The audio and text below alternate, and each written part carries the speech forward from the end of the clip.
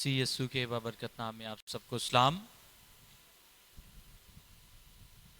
آئے ہم آج خدا کے پاک کلام میں سے سیکھیں۔ جن کے پاس خدا کا پاک کلام ہے وہ میرے ساتھ کھولیں۔ پیدائش کی کتاب، اس کا 12واں باب اور اس کی پہلی 4 آیات۔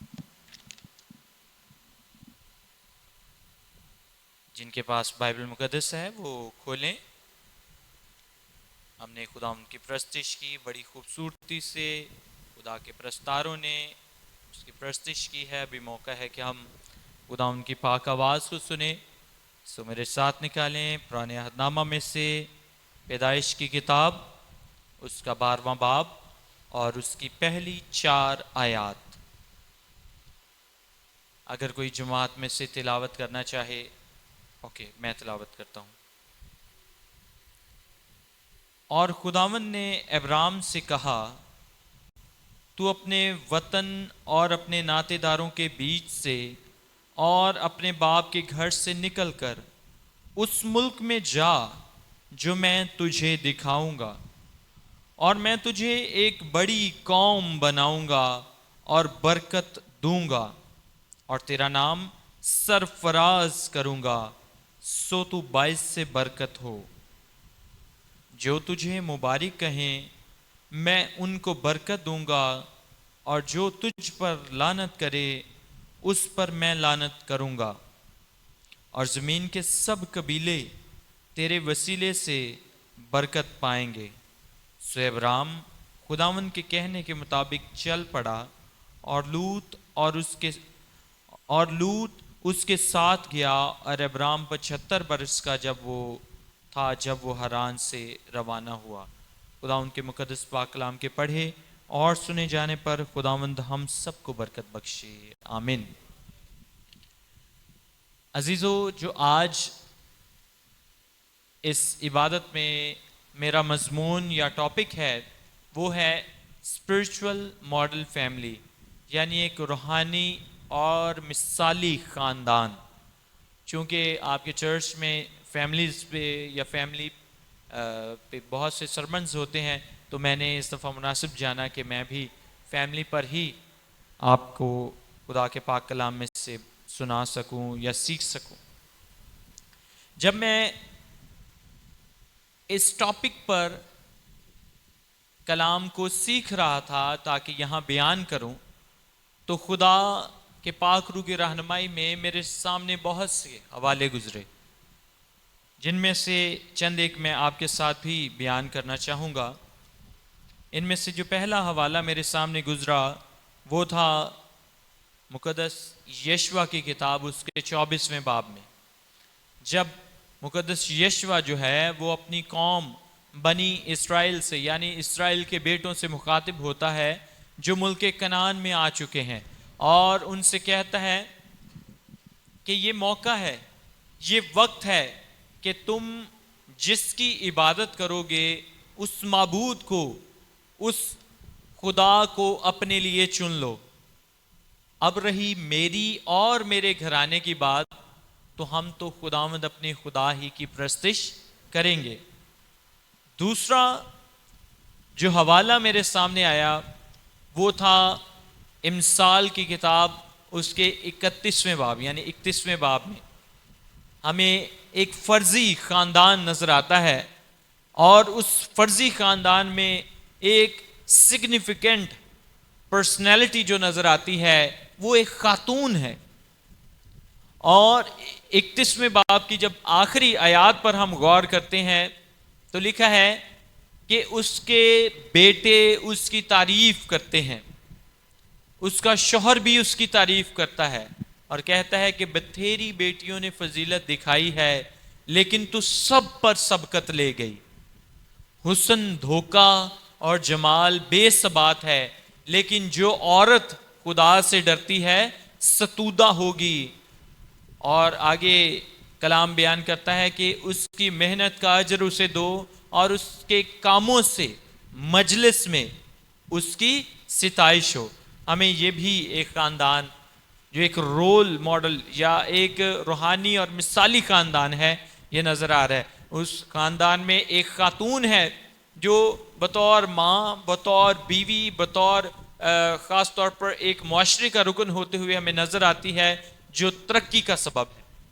اسی طرح ایک اور حوالہ مجھے جو نظر آیا وہ تھا یرمیہ کی کتاب میں سے 35ویں باب میں ہمیں یوناداب بن رکاب کا خاندان نظر آتا ہے، اور خدا یرمیہ کو یوناداب کے گھر بھیجتا ہے اور کہتا ہے، یہ ایکچولی ایک تمثیلی حوالہ ہے جس میں خدا خود یوناداب کے گھرانے کو اپنے نبی کے ذریعے ایک انویٹیشن بھیجتا ہے کہ وہ ہیکل میں آ کر شراب پئیں، لیکن یوناداب جو ہے وہ یرمیہ نبی سے کہتا ہے کہ ہمارے باپ نے ہمیں شراب پینے سے، اس کا بیج اگانے سے، اس کے بیچنے سے منع کیا ہے، نہ اس لیے ہم پیتے ہیں، نہ اس کا بیج بوتے ہیں، نہ ہم بیچتے ہیں، نہ میں پیوں گا، نہ میری بیوی پیے گی، نہ میرے بچے پئیں گے۔ اور پھر اس خاندان کی مثال خدا اسرائیل کو دیتا ہے کہ یوناداب جو ہے وہ اپنے زمینی باپ کی اس قدر فرما برداری کرتا ہے کہ اس نے خدا کے حکم کو پس پردہ رکھ دیا ہے اپنے زمینی باپ کی تابعداری کرنے میں۔ لیکن تم اے اسرائیلیو، تم نے کبھی میری پرواہ نہیں کی، میں جو تمہیں ملک مصر سے کنعان میں لے کر آیا، تم نے میری تابعداری نہ کی۔ خاندان کے لیے جو خاص طور پر بائبل مقدس میں لفظ استعمال ہوا ہے، میجورٹی جو نئے عہد نامہ میں لفظ استعمال ہوا ہے وہ ہے پٹیریا، گریک کا لفظ ہے، یونانی کا لفظ، اور یہ لفظ پٹیریا جو ہے وہ پٹیر سے نکلا ہے، یعنی باپ سے۔ پٹیر کا مطلب ہے باپ، اور پٹیریا کا مطلب ہے ایسے لوگوں کا گروہ جو ایک شخص سے یا ایک باپ سے تعلق رکھتا ہو۔ ایسے لوگوں کا گروہ جو ایک شخص یا ایک باپ سے تعلق رکھتا ہو خاندان کہلاتا ہے۔ بائبل مقدس میں جب پہل انگلش سے یونانی سے یا عبرانی سے ٹرانسلیشن کی گئی انگلش میں، تو پہلے لفظ فیملی استعمال نہیں ہوا تھا، پہلے لفظ ہاؤس ہولڈ استعمال ہوا تھا۔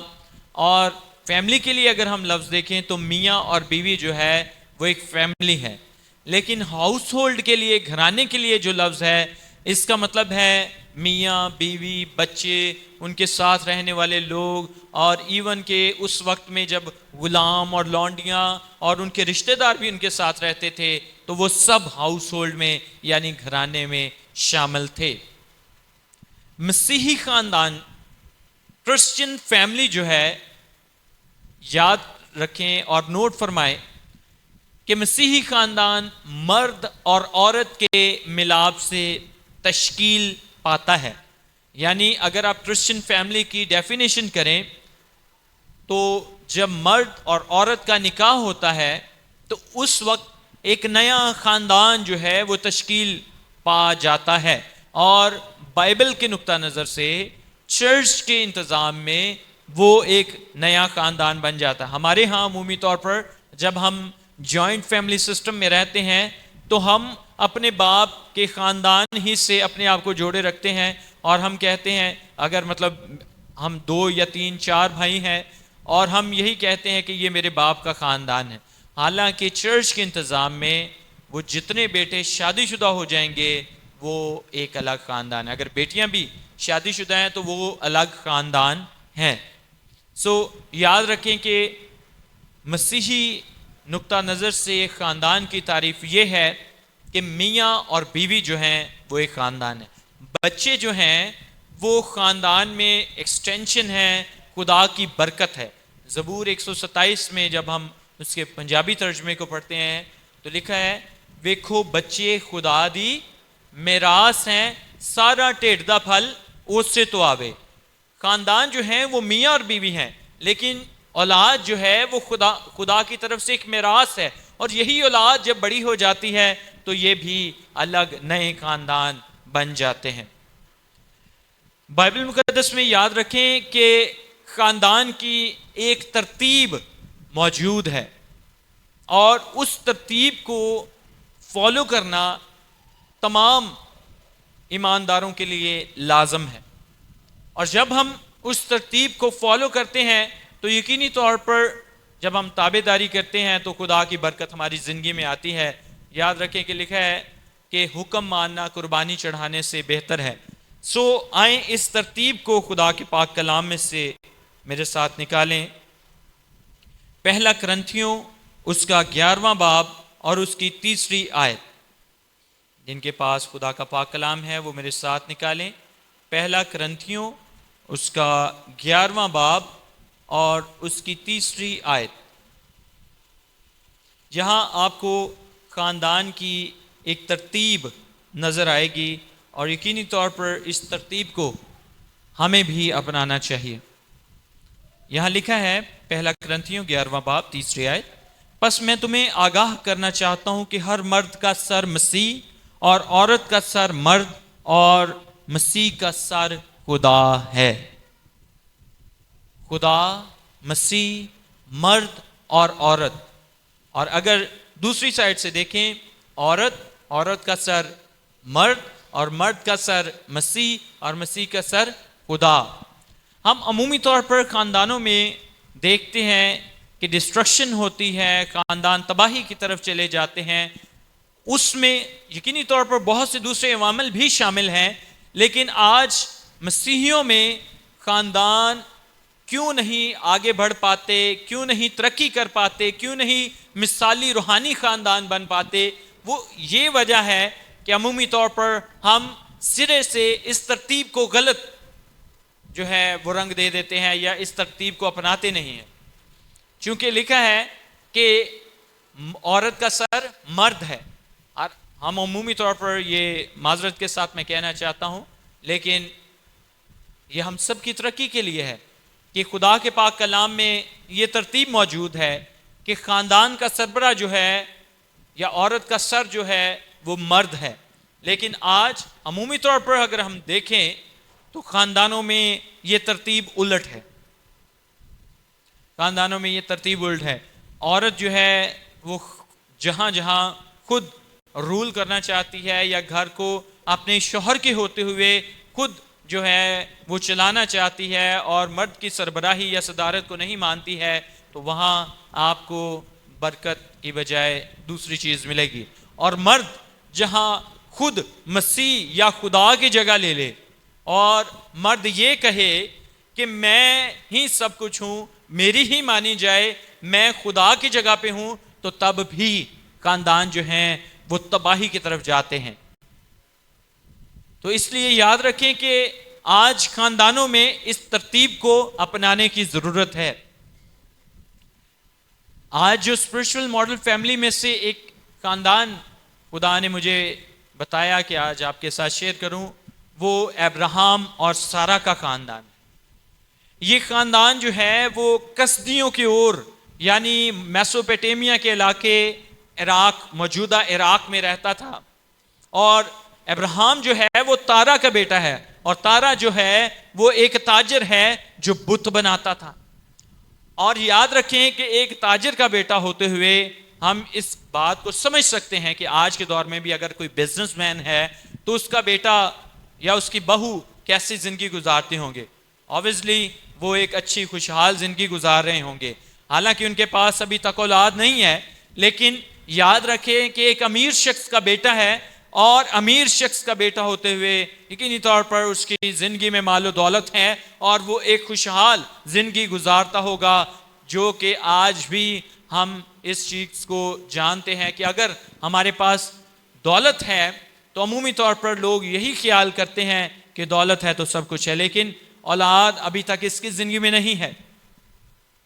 لیکن یاد رکھیں کہ ابراہم جو ہمیں یہاں پہلی دفعہ اس کا انٹریکشن خدا کے ساتھ نظر آتا ہے، وہ خدا کے سامنے آیا ہے اور خدا اس سے کہتا ہے کہ تو اپنے خاندان کو، تو اپنے رشتہ داروں کو، تو اپنے ناطے داروں کو، تو اپنے علاقے کو, تو اپنے کمفرٹ زون کو, تو اپنے لوگوں کو چھوڑ کر اس ملک میں چلا جا جو میں تجھے دکھاتا ہوں. اور ابراہیم اس ساری بات کو سن کر خدا کی بات پر لبیک کہتا ہے, خدا کی آواز پر لبیک کہتا ہے, اور وہ چل پڑتا ہے.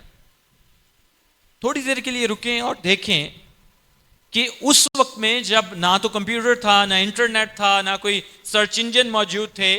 آج ہمیں کہیں جانا ہو تو ہم فوری طور پر جو ہے وہ گوگل کرتے ہیں, گھر سے نکلیں گے تو موسم کیسا ہوگا, جہاں ہم نے جانا وہاں کیسا موسم ہوگا, وہاں کے لوگ کیسے ہوں گے, وہاں کی زمین کیسے ہوگی. اس کے بعد اگر ہم دیکھیں تو جب اسرائیلی جو ہیں کنعان کی طرف گئے تو موسیٰ نے ایک اپنی ٹیم جاسوسی کے لیے بھیجی, اسی کام کے لیے کہ وہ جان سکیں. لیکن ابراہیم, یہاں کوئی ذکر نہیں ملتا کہ ابراہیم نے پوچھا ہو کہ وہ کیسا ملک ہے, وہ کیسے لوگ ہیں, وہ کیسی زمین ہے, وہ کیسے باشندے ہیں جہاں اے خداوند تو مجھے بھیج رہا ہے. ابراہیم, اگر عبرانیوں کے خط میں آپ پڑھیں تو آپ کو یہ لکھا ہوا نظر آئے گا, اگرچہ ابراہیم جانتا نہ تھا کہ کہاں جاتا ہے تو بھی وہ روانہ ہو گیا. یہی وجہ ہے کہ ابراہیم جو ہے وہ ایمانداروں کا باپ کہلاتا ہے. اس نے اس چیز کو دیکھا نہیں, اس نے اس جگہ کو دیکھا نہیں, اس ملک کو دیکھا نہیں, وہاں کے لوگوں کو نہیں دیکھا, اور اندیکھی چیزوں پر وہ اعتماد کر لیتا ہے. اسی وجہ سے ایمانداروں کا باپ کہلاتا ہے. اگر آج کے دور میں مجھے اور آپ کو کوئی یہ کہے, یا خدا کا فرشتہ کہے, یا آپ کو خواب میں نظر آئے کہ خدا کہہ رہا ہے کہ آپ یہاں سے افغانستان چلے جائیں, آپ یہاں سے ملتان والی سائڈ پہ چلے جائیں, آپ یہاں سے تھر کے علاقے میں جا کے خدمت کریں, تو میرا اور آپ کا جواب کیا ہوگا؟ یا ایک میرڈ کپل ہوتے ہوئے اگر شوہر حامی بھر رہا ہے تو اس کی بیوی کیا کہے گی؟ یا اگر بیوی کو خدا نے کہا ہے کہ تو اپنے خاندان سمیت یہاں سے نکل جا, تو شوہر کیا کہے گا؟ عمومی طور پر جواب یہی ہوگا کہ ہم اپنے کمفرٹ زون کو چھوڑنا نہیں چاہتے. یہاں لوگ ہمیں جانتے ہیں, یہاں میری نوکری ہے, یہاں میری جاب ہے, یہاں میں کماتا ہوں, یہاں میرے سارے رشتہ دار بیٹھے ہیں, ہم کمفرٹ زون میں ہیں, ہم اس کو چھوڑنا نہیں چاہتے. لیکن یاد رکھیں کہ ابراہیم اپنے کمفرٹ زون کو چھوڑ کر روانہ ہو گیا, اور خدا اسے کہتا ہے کہ تو باعث سے برکت ہوگا, جو تجھے برکت دیں میں ان کو برکت دوں گا, اور جو تجھ پر لعنت کریں میں ان پر لعنت کروں گا. ابھی تک اسے برکت نہیں ملی, لیکن وہ خدا کے کہنے کے مطابق روانہ ہو گیا ہے. پہلی چیز جو ہم اس اسپرچول ماڈل فیملی میں سے, یا روحانی اور مثالی خاندان میں سے دیکھتے ہیں کہ یہ خاندان خدا کی تابعداری کر رہا ہے.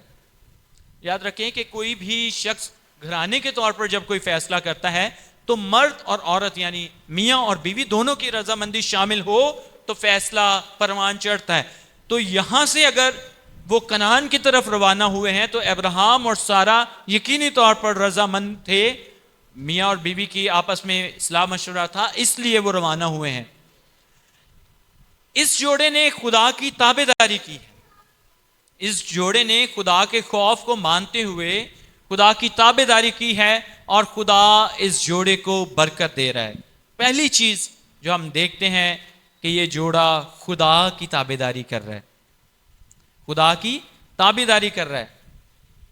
دوسری چیز جو ہم دیکھتے ہیں وہ ہے یہاں سارہ اپنے شوہر کی تابعداری کرتے ہوئے نظر آتی ہے. اگر ہم بغور اس حوالے کا مطالعہ کریں تو یاد رکھیں کہ سارہ جو ہے وہ اپنے شوہر ابراہیم کو جو ہے وہ خداوند کہتی تھی اور اس کے حکم میں رہتی تھی. اگر آپ میرے ساتھ نکالیں مقدس پطرس کا پہلا خط اور اس کا 3 باب اور اس کی 6 آیت. مقدس پطرس کا پہلا خط اور اس کا 3 باب اور اس کی 6 آیت. یہاں لکھا ہے, چنانچہ سارہ ابراہیم کے حکم میں رہتی اور اسے خداوند کہتی تھی.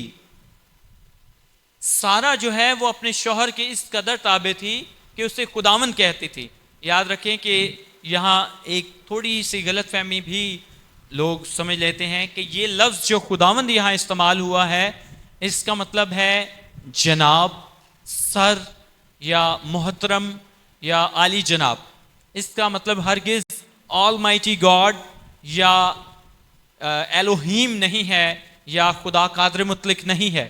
اس کا مطلب ہے جناب، سر یا آقا. یہ یہاں اس کا مطلب ہے. اور یہاں ہم دیکھتے ہیں کہ سارا اپنے شوہر کو خداوند کہتی ہے اور اس کے حکم میں رہتی ہے، اور اس لیے خدا سارا کو پچھلی عمر میں جا کر، آخری عمر میں جا کر بھی نوازتا ہے. یقینی طور پر اس میں تابعداری تو دونوں کی موجود ہے، یعنی ابراہیم اور سارا کی، لیکن خدا ان کو یاد کرتا ہے. اور یاد رکھیں کہ آج دنیا میں اگر تقریباً 8 بلین لوگ ہیں تو ان میں سے میجورٹی جو ہے وہ اپنے آپ کو ابراہیم سے جوڑتی ہے. اگر جوڈائزم یعنی یہودیوں کو دیکھ لیں، وہ بھی اپنے آپ کو ابراہیم سے جوڑتے ہیں. کرسچنز جو دنیا میں سب سے زیادہ ہیں وہ بھی اپنے آپ کو ابراہیم سے جوڑتے ہیں، اور اہل اسلام بھی اپنے آپ کو ابراہیم سے جوڑتے ہیں. یعنی یہ تینوں ابراہمک ریلیجن جو ہیں یہ ابراہیم سے جڑے ہیں. اس لیے یاد رکھیں کہ خدا نے اس کو واقعی اتنی برکت دی کہ اس کی اولاد جو ہے وہ گنی نہیں جا سکتی ہے، کیونکہ انہوں نے خدا کی تابعداری کی. انہوں نے اس ترتیب کو اپنایا جو خاندان کی ترتیب ہے، یعنی مرد کا سر عورت کا سر مرد اور مرد کا سر مسیح اور مسیح کا سر خدا. اور وقت کو ملحوظ خاطر رکھتے ہوئے میں آپ کو جلدی سے بتانا چاہتا ہوں کہ یہ جوڑا جو ہے یہ نہ صرف خدا کی تابعداری کرتا ہے، خدا کی فرما برداری کرتا ہے، ان کے آپس میں جو ہے وہ سلوک ہے، محبت ہے، اتفاق ہے، بلکہ یہ جوڑا، یہ میاں بیوی جو ہیں وہ خدا کے خادموں کی بھی عزت کرتے ہیں، وہ خدا کے خادموں کی بھی تکریم کرتے ہیں، وہ خدا کے خادموں کی بھی خدمت کرتے ہیں. میرے ساتھ نکالیں پیدائش کی کتاب اور اس کا